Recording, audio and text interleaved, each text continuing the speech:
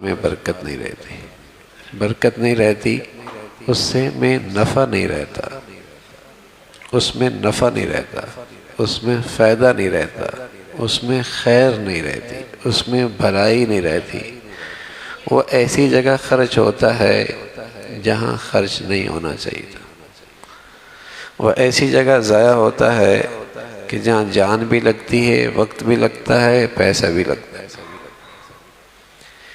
تو فرمایا کہ جس مال میں زکوٰۃ مل گئی وہ مال ہلاکت میں آ گیا۔ ایک صورت تو یہ ہے کہ وہ آدمی زکوٰۃ کا مستحق نہیں اور زکوٰۃ لے لی۔ زکوٰۃ لینے والوں کا بھی مسئلہ ہے، دینے والوں کا بھی مسئلہ ہے۔ دینے والوں کا بھی مسئلہ ہے کہ انہیں پتہ کوئی نہیں زکوٰۃ کس کو دینی ہے، لینے والوں کا بھی مسئلہ ہے کہ اسے پتہ بھی نہیں کہ میں زکوٰۃ کا مستحق ہوں بھی یا نہیں، تو وہ بھی خطرے میں آ جاتا ہے۔ اور دوسری صورت یہ ہے کہ زکوٰۃ دی تو دی لیکن پوری نہیں دی، زکوٰۃ پوری نہیں دی، زکوٰۃ کی رقم اس کے اصلی مال میں رہ گئی تو یہ مال بھی خطرے میں آ گیا۔ بہتر صورت زکوٰۃ دینے والوں کے لیے یہ ہوتی ہے، اگر وہ یکمشت اکٹھی رقم زکوٰۃ کی نہیں دے سکتے، لاکھوں میں ہیں، کروڑوں میں ہیں، تو اسے ہر ماہ پہلے سے دینا شروع کر دے۔ اور جب ہر ماہ پہلے سے دینا شروع کرے گا، طبیعت پہ بوجھ بھی نہیں آئے گا، نکالنا بھی آسان ہوگا۔ اور پھر جو زکوٰۃ کی تاریخ ہوگی، جو میں نے عرض کیا تھا پچھلی نشست میں کہ وہ تاریخ مقرر کرنا ضروری ہے، یکم رمضان، 15 شعبان، یکم رمضان، کوئی ایک اسلامی تاریخ اپنے تمام ٹوٹل معاملات کا حساب کرنے کے لیے مقرر کر لے۔ اب اس نے مثال کے طور پہ وہ تاریخ مقرر کر لی 15 شعبان، 3-4 دن پہلے سب ملا کر سارا حساب 15 شعبان کو اپنا مکمل کر لیا کہ آج اس کی زکوٰۃ نکلتی ہے 2 کروڑ روپے، 1 کروڑ روپے نکلتی ہے، اور الحمدللہ اس نے ماہانہ اتنی زکوٰۃ نکال دی، پیچھے 3 لاکھ رہ گئی، وہ جلدی سے دے دے۔ یہ ہے معاملہ آسان ترین۔ اور اگر بالفرض اس نے زکوٰۃ نکال دی تھی 1.5 کروڑ روپے، بنتی تھی 1 کروڑ، کوئی بات نہیں، اس 50 کو آئندہ سال پہ مائنس کر سکتا ہے، آئندہ سال پر مائنس کر سکتا ہے۔ لیکن یہ صورت اچھی نہیں ہے کہ سال پورا ہو گیا اور سال ایک اور بھی گزر گیا اور اس کی زکوٰۃ ہی پوری نہیں نکلی اب تک، اور یہ اپنے زکوٰۃ کے فریضے سے ہی فارغ نہیں ہوا۔ یہ خطرے کی چیز ہے۔ ہاں ایک ساتھ زکوٰۃ نہیں نکال سکتا، اکٹھی نکالنا مشکل ہے، طبیعت پر بوجھ ہے، ماہانہ کے لحاظ سے نکال لے، اور پھر جو تاریخ آئے زکوٰۃ کی، اس میں اپنے تمام مالیات کے ٹوٹل کر لے، سونا کتنا ہے، چاندی کتنی ہے، نقدی کتنی ہے، تجارت کا سامان کتنا ہے، ان تمام چیزوں کا، چاہے وہ رقم 1 دن پہلے آئے اس کو بھی شامل کر لے، 3 دن پہلے آئے اسے بھی شامل کر لے۔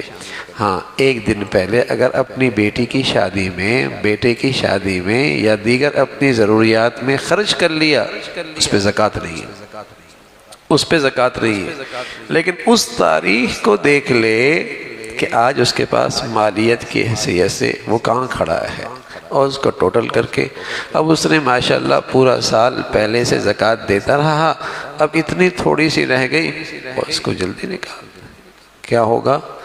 اللہ اس کے مال کو محفوظ فرما دے۔ پیارے نبی فرمایا کرتے تھے صلی اللہ علیہ وسلم، حسنوا اموالکم بالزکاۃ، اپنے مالوں کو زکوٰۃ دے کر قلعوں میں محفوظ کر لو۔ اور اب اگر کوئی آزمائش آ گئی تو یقین جانیے یہ مال کے سلسلے میں زحمت نہیں ہے، رحمت ہی رحمت۔ یہ مال کے سلسلے میں جیسے آدمی کا بدن گناہوں سے پاک ہو اور پھر بیمار ہو جائے، اس میں کوئی شک نہیں کہ یہ اس کے لیے رحمت ہی رحمت ہے۔ ہاں اگر گناہ ہے جسم پہ، گناہوں کا زنگ ہے، اور پھر اگر کوئی بیماری آ گئی تو ہو سکتا ہے یہ صفائی ہو رہی ہے، ہو سکتا ہے یہ صفائی ہو رہی ہو، یہ گناہوں کی معافی ہو رہی ہو، لیکن بدن گناہوں سے پاک ہے اور پھر بدن پر کوئی آزمائش اور بیماری آ گئی، یہ 100% رحمت ہی رحمت ہے۔ اسی طرح اگر مال بھی گناہ سے پاک ہے اور پھر اس پر کوئی آزمائش آ گئی 100% وہ رحمت ہی رحمت. اور اس قسم کی آزمائش اللہ کے ولیوں پر بھی آتی ہے، اللہ کے نیک بندوں پر بھی آتی ہے، اللہ والوں پر بھی آتی ہے، اولیاء اللہ پر بھی آتی ہے. پیغمبر بھی بیمار ہوئے، ان پر بھی آزمائشیں آئیں، اس میں تو کوئی وہ نہیں ہے، وہ پھر رحمت ہی رحمت ہے اور درجات کی بلندی کا ذریعہ ہی ہے. تو وہ چیز خطرے کی ہے کہ مال میں گناہ رہ گیا، اللہ کا حکم رہ گیا اور اللہ کا حکم اس میں مال میں پورا نہیں ہوا. پھر جو آفت آئی وہ آفت مصیبت بن کے آئی، وہ زحمت بن کے آئی. تو رسول کریم صلی اللہ علیہ وسلم فرمایا کر سکتے تھے کہ جس مال میں زکوٰۃ کی رقم مل گئی وہ ہلاکت میں آ گیا. وہ ہلاکت میں آ گیا کہ زکوٰۃ لینے والا مستحق نہیں تھا اور اس نے لے لی.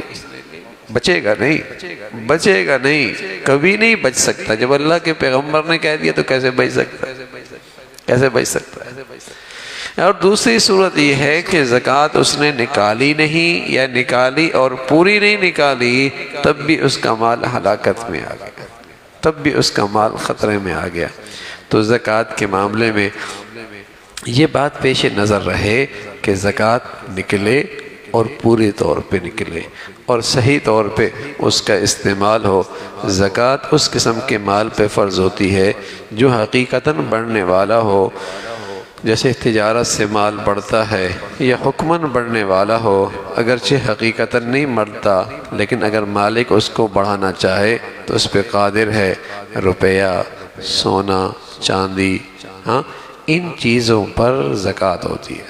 سونے پہ ہوتی ہے، چاندی پہ ہوتی ہے، نقدی پہ ہوتی ہے. سونا کسی بھی حال میں رکھا ہو، بیٹے کے لیے رکھا ہے، دیا نہیں ہے، مالک ابا ہی ہے، یا بیوی مالک ہے، بیوی پر ہوگا، رکھا ہوا ہے، استعمال بھی نہیں کر رہی یا استعمال کر رہی ہے یا تجارت کے لیے رکھا ہے، ان سب پہ زکوٰۃ. سونا جس حال میں بھی ہے اس پہ زکوٰۃ ہے. اچھا، یہ جو مشہور ہے 7.5 تولہ سونا ہوگا تب زکوٰۃ ہوگی. یہ 7.5 تولہ سونا اس وقت ہے جب ایک بھی روپیہ نہ ہو، جب چاندی بالکل نہ ہو، جب تجارت کا سامان بالکل نہ ہو. جس زمانے کے اندر دنانیر چلا کرتے تھے، سونے کے سکے چلتے تھے. لیکن اگر روپیہ بھی ہے اور 1 تولہ سونا بھی ہے یا تھوڑا سا تجارت کا سامان بھی ہے اور 1 تولہ 1.5 تولہ آپ کے پاس سونا بھی ہے، زکوٰۃ فرض ہو جائے گی. ان دونوں کو ملا کر یا ان تینوں کو ملا کر اگر 52.5 تولہ چاندی بنتی ہے زکوٰۃ فرض ہو جائے گی. شریعت کی نظر میں یہ مالدار ہے، یہ شریعت کی نظر میں مالدار ہے. ہاں، اگر روپیہ ایک بھی نہیں، تجارت کا سامان بالکل نہیں، چاندی بالکل نہیں، پھر ہے 7.5 تولہ سونا. لیکن اگر 2 چیزیں مکس ہیں، 3 چیزیں مکس ہیں، کچھ پیسہ ہے، کچھ چاندی ہے، کچھ پیسہ ہے، کچھ سونا ہے، تو پھر جو نصاب ہوگا زکوٰۃ کا وہ 7.5 تولہ سونا نہیں، وہ پھر 52.5 تولہ چاندی ہوگی. پھر دیکھا جائے گا اگر 52.5 تولہ چاندی ہے اس پہ زکوٰۃ فرض ہے. بچیوں کے پاس شادی سے پہلے بھی اتنا سونا ہوتا ہی ہے، اور آج کل تو بچوں کے پاس اتنی جیب خرچی اکٹھی ہو ہی جاتی ہے جس کی مالیت 52.5 تولہ چاندی بنتی ہے. اور اتنا سونا تو ان کے پاس، ہاں نابالغ ہے پھر نہیں ہے، بلوغت شرط ہے. بالغ ہونے کے بعد اگر اس کے پاس اتنا ہے تو پھر اس پہ زکوٰۃ فرض ہے. اور وہ زکوٰۃ سونا ہے، چاندی ہے، نقدی ہے، تجارت کا سامان. تجارت کے سامان میں یہ بات بہت بنیادی ہے کہ وہ چیز بیچنے کے لیے لی ہو اور بیچنے کے لیے رکھی ہوئی ہو. ایک پلاٹ مل گیا بچی کو، بچی بالغ ہے، اس کو ابا نے ایک پلاٹ دے دیا اور وہ رکھا ہوا ہے، اس پہ زکوٰۃ نہیں، اس لیے کہ وہ پلاٹ تجارت کے لیے اس نے نہیں لیا، ابا نے وراثت میں دیا ہے، ہدیے میں دیا ہے، تحفے میں دیا ہے. 2 پلاٹ دے دیے ابا نے، اور لیکن وہ اس نے خریدا نہیں، خریدا نہیں، بیچنے کے لیے لیا نہیں، اس پہ نہیں ہے۔ لیکن ایک آدمی نے پلاٹ لیا یا گاڑی ہی لے لی، بیچنے کے لیے لی، بیچنے کے لیے رکھی ہوئی ہے، اس پہ فرض ہے۔ ہاں اگر بیچنے کے لیے لی تھی، پھر ارادہ ہو گیا اس پہ بیٹے کا گھر بنا دوں گا، اس پر بیٹی کا گھر بنا دوں گا، یا اس پر خود گھر بنا دوں گا، اب اس پلاٹ پہ زکوٰۃ نہیں۔ تو تجارت کا سامان میں وہ بنیادی شرط ہیں، بیچنے کے لیے لیا ہو، بیچنے کے لیے رکھا ہوا ہو، بیچنے کے لیے لیا ہو، بیچنے کے لیے رکھا ہو۔ اب اس میں فیکٹریوں میں خام مال ہوتا ہے، یا اسی طریقے سے فیکٹریوں کے اندر بنایا ہوا تجارتی سامان ہوتا ہے، یا فیکٹریوں اور کارخانوں کے اندر جسے کہیں کہ مصنوعات تیار ہوتی ہیں، ان سب کی اس تجارت کے لیے لیا ہے، تجارت کے لیے رکھا ہے، مشینری نہیں، اس لیے کہ وہ تجارت کے لیے نہیں ہے، وہ تو چیزیں بنانے کے لیے رکھی ہوئی ہیں۔ فیکٹری کے اوپر نہیں ہے، اس لیے کہ وہ فیکٹری تو بیچنے کے لیے نہیں رکھی ہوئی نا، اس کے اندر جو چیزیں ہیں وہ بیچنے کے لیے رکھی ہوئی ہیں۔ فیکٹری پہ نہیں ہے، کارخانے پہ نہیں ہے، مشینری پہ نہیں ہے، گھر پہ نہیں ہے، استعمال کی گاڑی پر نہیں ہے، چاہے 5 گاڑیاں رکھی ہوئی ہیں استعمال کی ہیں، ان سب پہ زکوٰۃ نہیں ہے۔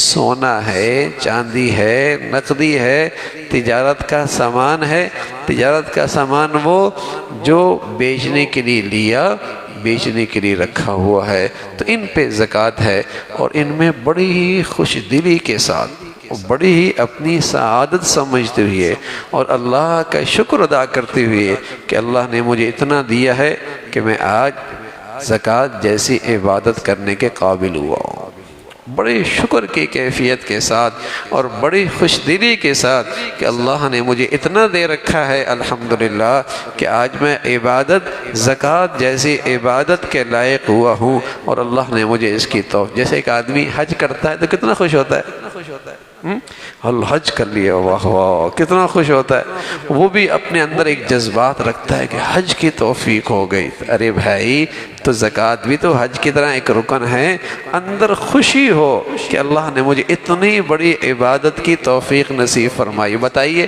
کتنی دعائیں کرتا ہے آدمی، حج پہ چلا جاؤں، حج پہ چلا جاؤں، حج پہ چلا جاؤں، بلکہ دعا کرتا ہے نفلی حج کر لوں، کیا نفلی حج کر لوں، نفل عمرہ کر لوں، دعائیں کرتا رہتا ہے، کرتا رہتا ہے، تو کتنی اندر خوشی ہوتی ہے، اور لوگ بھی کہتے ہیں کتنا خوش نصیب ہے۔ تو زکوٰۃ بھی بہت بڑی عبادت ہے، اندر خوشی ہو کہ اللہ رب العزت نے مجھے سعادت بخشی ہے، مجھے اس قابل بنایا ہے، اور اللہ رب العزت کی رحمت ہوئی کہ میں اس قابل ہوا کہ اتنی بڑی عبادت کی مجھے توفیق مل رہی ہے۔ اس خوش دلی کے ساتھ اور شکر کی کیفیت کے ساتھ جب آدمی یہ عبادت کرتا ہے، اس کی برکتیں ملتی ہیں، اس کی برکتیں ملتی ہیں، اس کی برکتیں اور ثمرات نصیب ہوتے ہیں۔ تو میں نے عرض کیا تھا انشاءاللہ وہ کاغذ بھی آپ حضرات کو دے دوں گا، تو اس میں پورا زکوٰۃ کے انشاءاللہ نکالنے کا طریقہ بھی ہے، اس کے مسائل بھی بڑے اہم ہیں۔ اللہ عمل کی توفیق نصیب فرمائے۔ اللہم لک الحمد کلو ولک الشکر کلو، اللہم لک الحمد کلو ولک الشکر کلو، اللہم اعنا علی ذکرک و شکرک و حسن عبادتک، اللہم اعنا علی ذکرک و شکرک و حسن عبادتک، اللہم اعنا علی ذکرک و شکرک و حسن عبادتک، نستغفر اللہ و نتوب الیک، نستغفر اللہ و نتوب الیک، سبحان ربک رب العزة عما یصفون وسلام علی المرسلین والحمد للہ۔